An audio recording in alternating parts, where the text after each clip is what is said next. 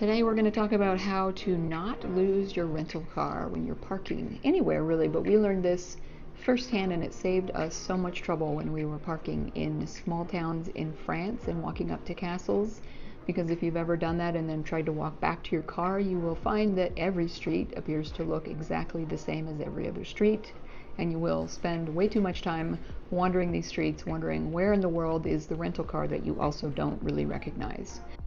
So what we're going to do is open Google Maps and it will show you your location. And what you want to do, and this is anywhere, if you touch that, but we're going to go down here and you scroll across share right there. It says, there's a P and it says save parking. Parking saved. So this way you can leave this spot, leave your car, and you have pinned that parking spot. See the red thing right there? That's a pin.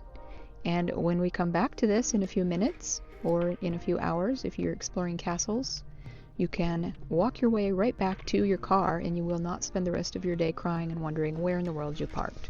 This will save you time and tears.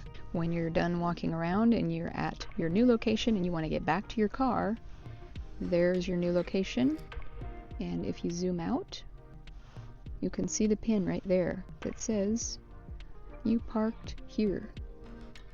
This little blue dot says you parked here, so you can, and it pops up and says parking location, and then you can hit directions, and if you're walking, there you go, and then you can just hit start and it will navigate you right back to your car. So thank goodness for Google Maps. We'll never lose our car again in any situation, but very much especially when you're traveling. Hope this helped someone. Thanks for watching. We'll see you in the next video.